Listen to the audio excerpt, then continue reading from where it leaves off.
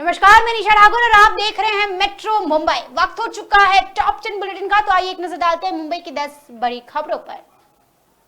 उद्धव ठाकरे और एकनाथ शिंदे के बीच जहां विवाद थमता हुआ नजर नहीं आ रहा है, तो विधायक कार्यकर्ता भी आपस में भिड़ते हुए नजर आ रहे हैं। कुर्सियां फेंकी जा रही है, एक दूसरे को धमकियां दी जा रही है।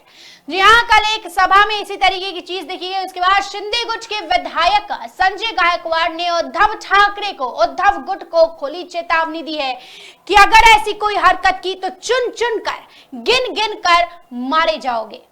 के बाद अगर इन लोगों ने कुछ भंगड़ करने का प्रयास किया तो चुन चुन के ये लोग मारे जाएंगे, चुन चुन के मारे जाएंगे। शिवसेना में फूट के बाद शिंदे और उद्धव गुट के बीच विवाद बढ़ते ही जा रहा है। अब तो नौबत यहां तक आ गई है कि शिंदे गुट के बुल्ढाना से विधायक संजय गायकवाड़ उद्धव गुट के नेता और कार्यकर्ताओं को खुली धमकी दे रहे हैं। दरअसल संजय गायकवाड़ ने आरोप लगाया है कि उद्धव गुट के नेता और कार्यकर्ता मुख्यमंत्री एकनाथ शिंदे के लिए अभद्र भाषा का इस्तेमाल कर रहे हैं, जिसके कारण संजय गायकवाड़ भड़क गए और उन्होंने चेतावनी देते हुए कहा कि इसके आगे ऐसा कुछ किया तो ये लोग चुन चुन कर मारे जाएंगे। आज बुल्ढाना में शिवसेना का कुछ प्रोग्राम था, उद्धव साहब के सेना का। उनमें के कुछ वक्ता बहुत नीच लेवल की भाषा वहाँ पर हमारे एकनाथ जी के बारे में बोलते, हमारे खासदार के साहब के बारे में बोलते, शिवसेना के आमदार के बारे में बोलते, बार बार हमको गद्दार बोलते। अब हम लोगों ने 40 साल शिवसेना में काम करने के बाद में जो लोग 25 साल तक कांग्रेस में रहे, उनको हमको वो गद्दार बोलने का क्या संबंध है। हम तो कहते हैं कि गद्दारी आप लोगों ने शिवसेना भाजपा के मतदारों से की है। कांग्रेस और राष्ट्र के साथ में जाकर हमने जो वोट लिए वो शिवसेना भाजपा करके लिए, और तुम्हारा जो गठबंधन है कांग्रेस और राष्ट्रवादी के साथ है, इसलिए सच्ची शिवसेना वाला साहब ठाकरे की जो वो हम लेकर चल रहे हैं और ये सेना का काम हम करते रहे। हमने आज तक भी उनके ऊपर कभी कोई नीचे के लेवल की कमेंट्स हमने किए नहीं, कोई भाष्य हमने किया नहीं। हर बार उनकी तरफ से ही वो आदित्य ठाकरे रहो या उनका कोई नेता रहो, हमारे एकनाथ शिंदे के बारे में बोलते रहते, हमारे गठ के बारे में बोलते रहते, लेकिन हमारी सभ्यता ये है कि आज तक हमने जवाब नहीं दिया। लेकिन यहाँ बुल्ढाना में जो हो रहा है कि यहाँ के उनके सेना के लोग पातड़ी छोड़कर बात करें, लेवल छोड़ के बात करें। इसके बाद आज तो राड़ा बहुत कम हो गया, पुलिस ने सबको रोक लिया। बाहर से बहुत सारे हमारे कार्यकर्ता वहाँ पर खड़े थे, बहुत लेट सबको इन्फॉर्मेशन मिली और उनकी तरफ से जो भाषा बोली जा रही है कि अंदर अगर हम दरवाजा बंद करते तो सबको पीटा देखते। इनको अभी पता नहीं है शिवसेना संजय गायकवाड़ और उनके कार्यकर्ता कितने पागल है। ये आगे मोड़ की तरह हमारे डसने वाले कार्यकर्ता है। ये अगर खोल जाए तो इसके बाप समझते नहीं। और इसके बाद अगर इन लोगों ने कुछ भंगड़ करने का प्रयास किया तो चुन चुन के ये लोग मारे जाएंगे, चुन चुन के मारे जाएंगे, गिन गिन के मारे जाएंगे। अब की बार उन्होंने ऐसा करके दिखाना, फिर दिखाएंगे कि हम क्या चीजें करके। बता दें कि अब उद्धव और शिंदे गुट के बीच दशहरा रैली को लेकर भी विवाद बढ़ते ही जा रहा है। दोनों गुट शिवाजी पार्क में दशहरा रैली करने को लेकर अड़े हुए हैं। मेट्रो मुंबई के लिए राजेश सोनी की रिपोर्ट। तो लालबाग के राजा जो कि पूरे दुनिया में प्रसिद्ध है, न जाने कहां से देश विदेश से लोग लालबाग के राजा के दर्शन करने के लिए मुंबई आते हैं। दान पेटी में महज 5 दिनों में करोड़ों रुपए जमा हो गए हैं। 31 अगस्त को शुरू हुए 10 दिवसीय गणेश उत्सव के लिए पेटीएम को मुंबई के सबसे पुराने और सबसे लोकप्रिय लालबाग राजा उत्सव के लिए बप्पा के प्रसाद के ऑर्डर के लिए विशेष अधिकार दिए गए हैं। कोरोना के कारण पिछले 2 सालों से राज्य में गणेश उत्सव को सादे तरीके से ही मनाया जा रहा था। हालांकि इस बार इसे जोर शोर से मनाना शुरू कर दिया गया है। भारत की अग्रणी डिजिटल भुगतान और वित्तीय सेवा कंपनी, साथ ही क्यूआर और मोबाइल भुगतान में अग्रणी पेटीएम 9 सितंबर तक अपने ऐप पर बप्पा के लाइव दर्शन प्रसारित करने वाला एकमात्र मंच होगा। साथ ही बप्पा प्रसाद और मंडल को दान करने की सुविधा होगी, एक क्लिक के साथ उपलब्ध होगी। मुंबई में दुनिया भर में सबसे लोकप्रिय स्थानों में से एक जहां यह त्योहार मनाया जाता है वो लालबाग है। लालबाग का राजा अपने उत्सव, सजावट और विशेष रूप से गणेश की मूर्ति के लिए लोकप्रिय है। लालबाग राजा पब्लिक गणेश उत्सव मंडल के सचिव सुधीर साल्वी ने कहा कि हमें खुशी है कि 2 साल बाद गणेश भक्त मंडल का दौरा कर पाएंगे और हमें 1.2 करोड़ से अधिक गणेश भक्तों के आने की उम्मीद है। आपको बता दें, पेटीएम सुपर ऐप से देश में कहीं से भी सूखे मेवे का प्रसाद मंगवाया जा सकता है और प्रसाद 2 से 5 दिनों के भीतर आपके पास आ जाएगा। 250 ग्राम प्रसाद के लिए 400 रुपए में ऑर्डर किया जा सकता है। ऑर्डर करने के लिए पेटीएम ऐप होम पेज पर गणेश उत्सव आइकन पर क्लिक करें। कंपनी ने बोर्ड में आने वाले नए यूजर्स के लिए आकर्षक ऑफर्स लॉन्च किए हैं। Bureau report, metro Mumbai.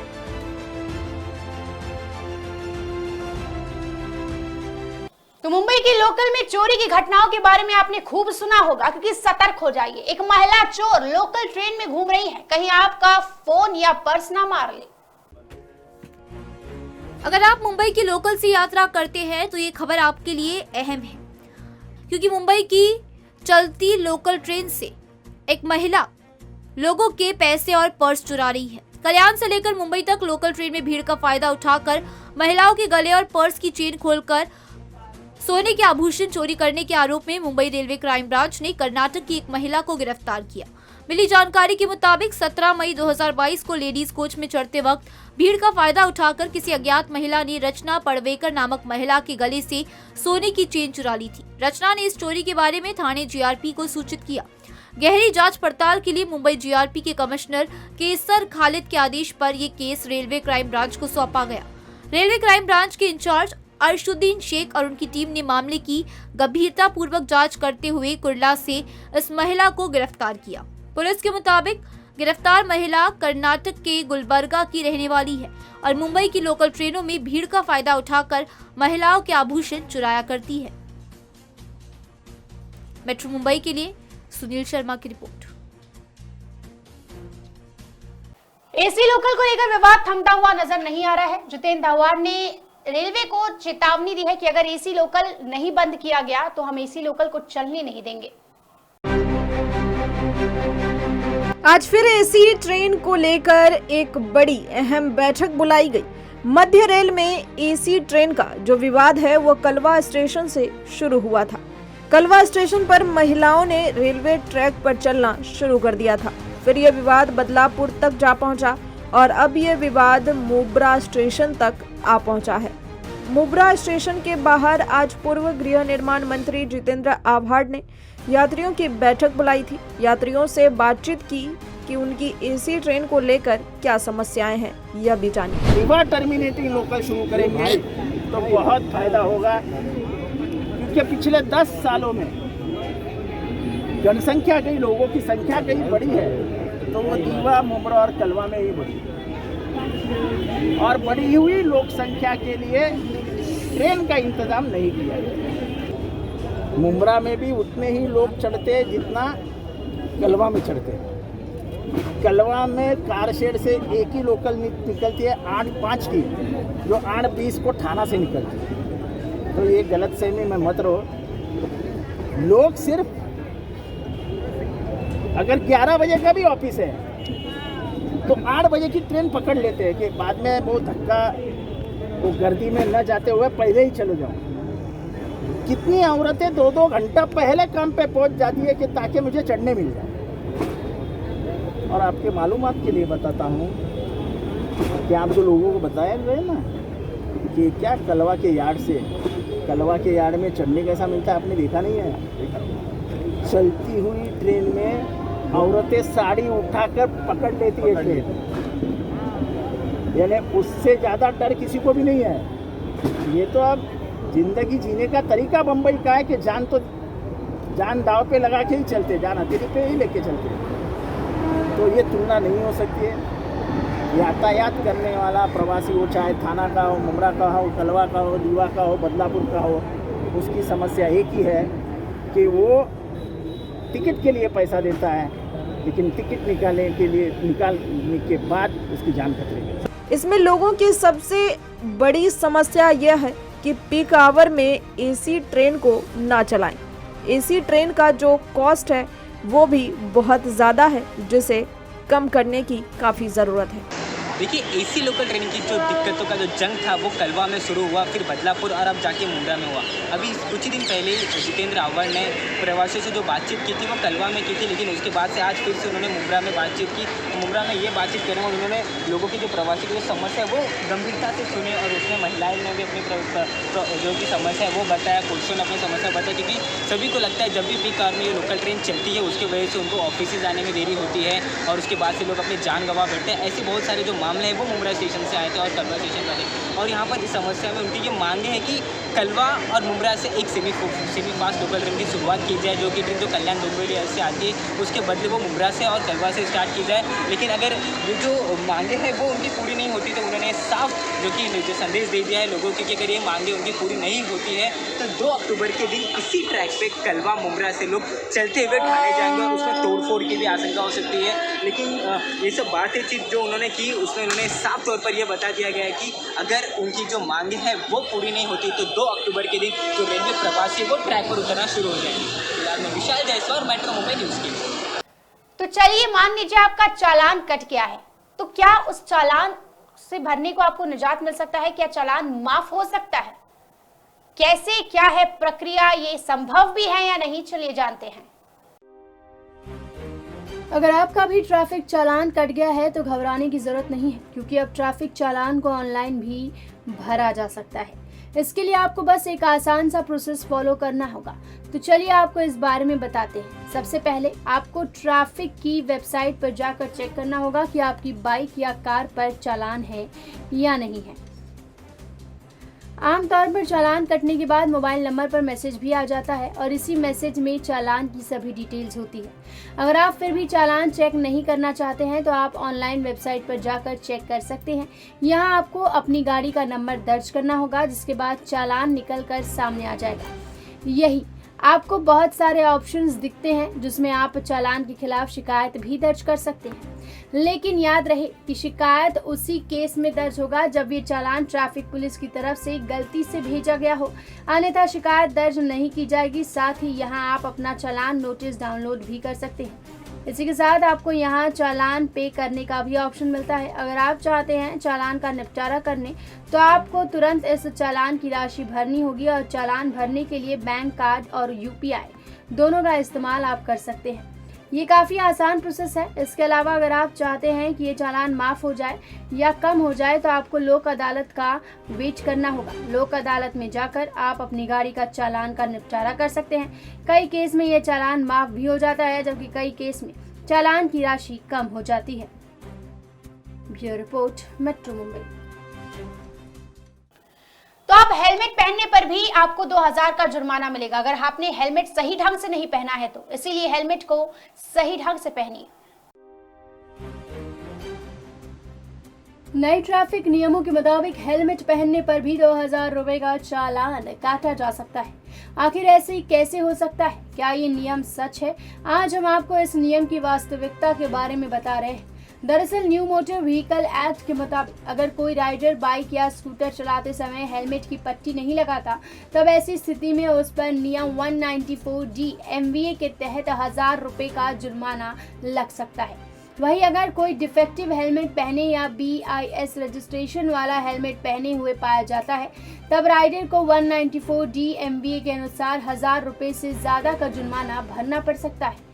इस तरह से दोनों चालान को मिला दे तब भले ही आप हेलमेट पहन के इसके बावजूद नए नियमों का पालन ना करने के चलते 2000 रुपए का चालान भरना पड़ सकता है। इसके अलावा नए मोटर व्हीकल एक्ट के अनुसार वाहन में ओवरलोडिंग करने पर 20,000 रुपए तक का भारी भरकम जुर्माना चुकाना पड़ सकता है। बता दें कि न्यू मोटर व्हीकल एक्ट के तहत दोपहिया वाहन चालकों को हेलमेट पहनकर वाहन चलाना जरूरी है।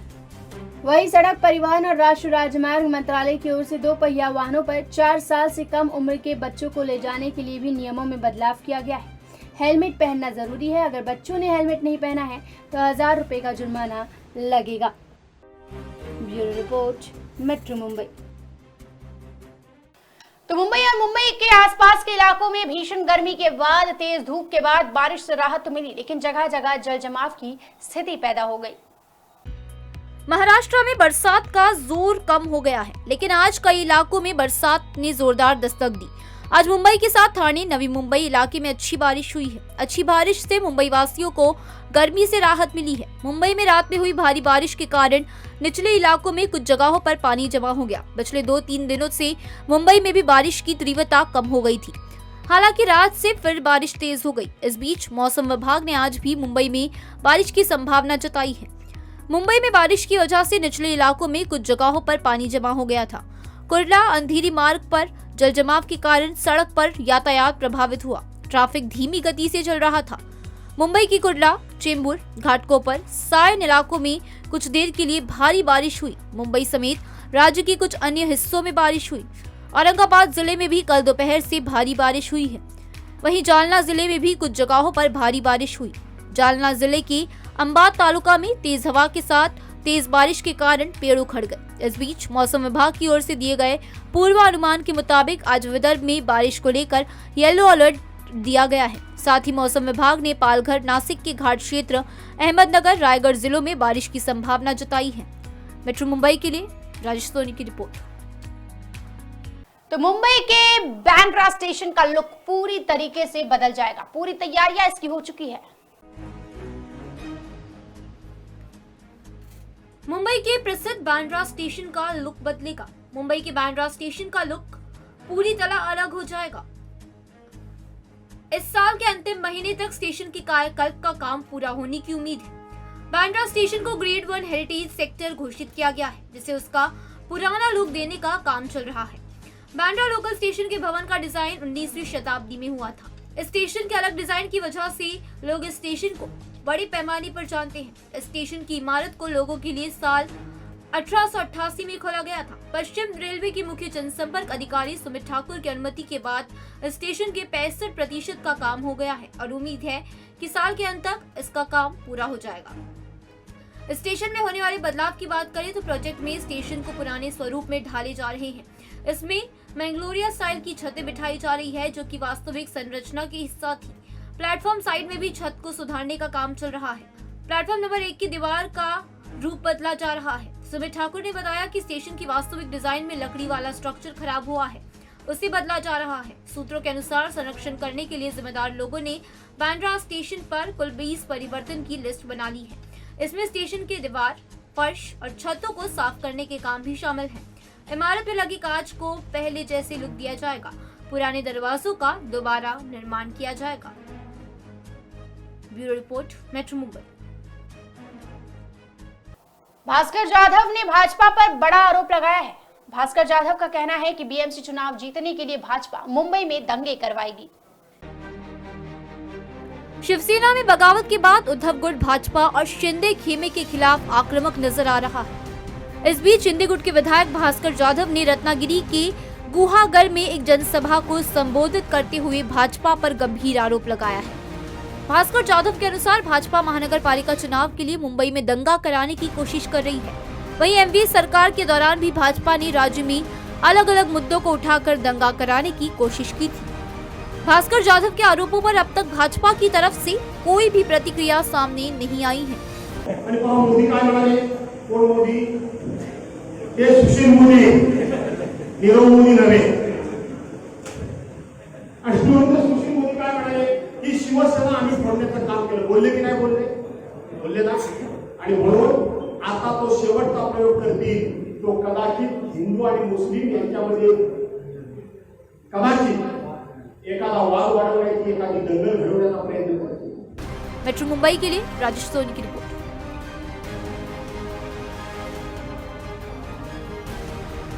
तो लाल बाग के राजा का प्रसाद अब आप कहीं से भी मंगवा सकते हैं। समझ लीजिए कि आप देश के किसी भी कोने में बैठे हैं तो पेटीएम से ऑनलाइन ऑर्डर करिए, लाल बाग के राजा का प्रसाद पहुंच जाएगा आपके घर। कोरोना महामारी के बाद इस साल बिना किसी प्रतिबंध के पूरी क्षमता के साथ गणेश उत्सव मनाया जा रहा है, जिसके कारण इस साल गणेश उत्सव के त्योहार में धूम देखने को मिल रही है। इस बीच मुंबई के विश्व प्रसिद्ध गणेश पंडाल लाल बाग के राजा में भी भक्तों की जबरदस्त भीड़ देखने को मिल रही है। इस साल लाल बाग के राजा ने नया कीर्तिमान स्थापित किया है। मिली जानकारी के अनुसार लाल बाग के राजा मंडल में महज 4 दिनों में करोड़ों रुपयों का चंदा इकट्ठा हो चुका है। जी हाँ, सही सुना आपने। गणेश भक्तों ने 4 दिनों में राजा के चरणों में 1.5 करोड़ रुपए का बड़ा दान दिया है। 4 दिनों में लाखों गणेश भक्तों ने लाल बाग के राजा के दर्शन किए, जिनमें गणेश भक्तों द्वारा दिए गए दान की राशि भी सामने आई है। 4 दिनों में लाल बाग के राजा की दान पेटी में 1 करोड़ 50 लाख रुपए जमा हो चुके हैं। इसमें नकदी के साथ साथ सिक्के भी शामिल हैं। इसी तरह भक्तों द्वारा बड़ी मात्रा में सोना चांदी भी चढ़ाया गया है। लाल बाग के राजा की दान पेटी में करीब 200 तोला सोना और 1700 तोला चांदी भी दान में दे दी गई है। मेट्रो मुंबई के लिए राजेश सोनी की रिपोर्ट। ये थी मुंबई की 10 बड़ी खबरें और आप देख रहे थे टॉप 10 बुलेटिन। रोज रात मेरे साथ देखिए मुंबई की टॉप 10 बुलेटिन सिर्फ मेट्रो मुंबई पर। धन्यवाद।